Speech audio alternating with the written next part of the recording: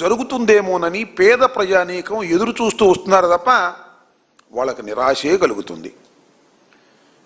కాస్త ఉత్సాహంగా ఎవరికంటే పోర్టులు కేటాయిస్తేనో భూములు కేటాయిస్తేనో తన బినామీదారులు వాళ్ళు కాసు కూర్చుంటున్నారు, ఏం జరిగిద్దా దీనిలో మనకేమన్నా భూములు కేటాయిస్తారేమో ఎగరేసుకుపోదామనే వాళ్ళ కోసం మాత్రమే ఇది జరిగేటటువంటి విషయంగా చాలా స్పష్టంగా కనిపిస్తూ ఉంది.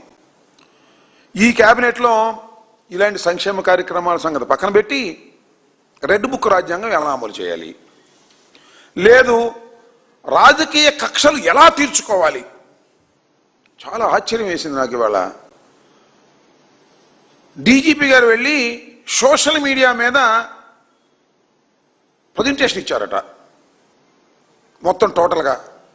అంటే ఇవాళ సోషల్ మీడియాతోనే ఈ రాష్ట్రానికి ఈ దేశానికి ప్రమాదం, కనమా ఏం పడలేదు అనేటువంటి పద్ధతులు వ్యవహరిస్తున్నారు. అంతేకాదు ఒక టాస్క్ ఫోర్స్ పెట్టారంట సోషల్ మీడియా మీద, సోషల్ మీడియా పోస్టింగ్ల మీద. చంద్రబాబు నాయుడు గారు అంటారు వ్యక్తిత్వ హననాన్ని చేసేటటువంటి సోషల్ మీడియా పోస్టింగుల్ని సోషల్ మీడియాని మేము అరికట్టేస్తాం. అసలు నీకన్నా వ్యక్తిత్వ హననం చేసేటటువంటి వారు ఎవరున్నారు చెప్పమని అడుగుతా ఉన్నా. ఈ రాష్ట్రంలో మాట్లాడితే చంద్రబాబు నాయుడు గారు జగన్మోహన్ రెడ్డి గారిని, వైఎస్ఆర్ కాంగ్రెస్ పార్టీని, జగన్మోహన్ రెడ్డి గారి కుటుంబాన్ని వ్యక్తిత్వ హననం చేయడానికి తప్ప ఏమీ మాట్లాడలే. ఈ మధ్యన పాలసీ మ్యాటర్ ఏం మాట్లాడలా. జగన్మోహన్ రెడ్డి గారిని వ్యక్తిత్వ హననం చేసేటటువంటి కార్యక్రమాలు చేస్తున్నారు. అంతేకాకుండా అసలు సోషల్ మీడియాలో చంద్రబాబు నాయుడు గారు పెయిడ్ ఆర్టిస్టులను పెట్టి వీడియోలు చేస్తున్నారు. చూశారుగా మీరు అందరూ. నాలాగా ఓ డ్రెస్ వేసుకుంటాడు గడ్డం పెట్టుకుని, దానిలో వైసీపీ కండవ వేసుకుంటాడు, రోజా గారి లాగా జగన్మోహన్ రెడ్డి గారి లాగా పెయిడ్ ఆర్టిస్టులు పట్టుకొచ్చి వాళ్ళ చేత సోషల్ మీడియాలో చేయించి వ్యంగ్యంగా ఇన్సల్ట్ చేసే విధంగా సుమారుగా బూతులు మాట్లాడే విధంగా పెట్టి అవి పెట్టి ఆనందపడుతున్నాడు చంద్రబాబు నాయుడు గారు. దీనికి ఏం చెప్తావా చంద్రబాబు నాయుడు గారు అంటే దానికి ఏం చెప్పడు. అంతేకాదు ఏలో దించుతున్నారు ఈ మధ్యన.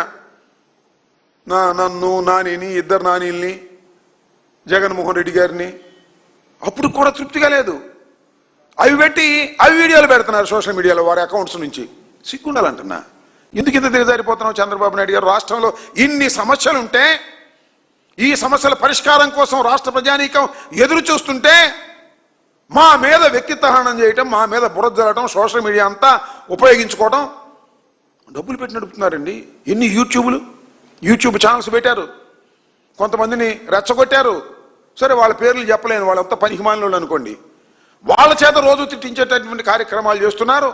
సోషల్ మీడియాలో మీరు చేస్తున్నటువంటి అనైతికమైన విషయాల మీద అనేక సందర్భాల్లో మేము చెప్పాం. కేసులు తీసుకెళ్ళి ఇదిగో చూడండి ఎన్ని కేసులు పెట్టించాం. మొత్తం టోటల్గా ఇవన్నీ పెడితే ఇదిగో చూడండి రాజశేఖర్ గారిని ఈరోజు చూపించి సోషల్ మీడియాలో ఇవన్నీ ఇంతకుముందు కూడా నేను చెప్పాను. వీటన్నిటినీ మీద యాక్షన్ తీసుకోమంటే ఏమి లేదు, యాక్షన్ లేదు, కేసు లేదు, ఏమీ లేదు. చంద్రబాబు నాయుడు గారు అధికారంలోకి వచ్చిన తర్వాత, ఈ కూటమి ప్రభుత్వం అధికారంలోకి వచ్చిన తర్వాత మాత్రం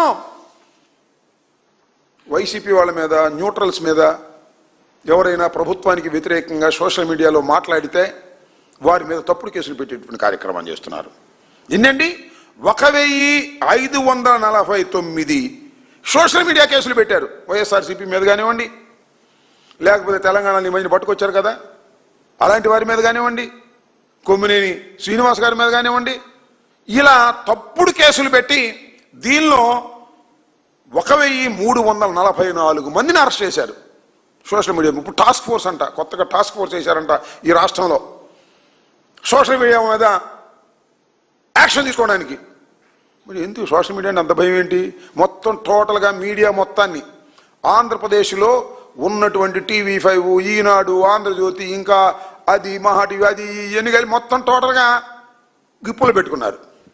70%, మోర్ దెన్ 70% రెగ్యులర్ మీడియా మీరేం చెప్తే అదే మాకు వ్యతిరేకంగా చెప్పించడం, లేనిపోని అన్ని దానిలో చెప్పించడం. ఇక సోషల్ మీడియా వచ్చేసింది కదా, సోషల్ మీడియాలో వాస్తవాలు బయటకు వస్తున్నాయి కొన్ని సందర్భాల్లో.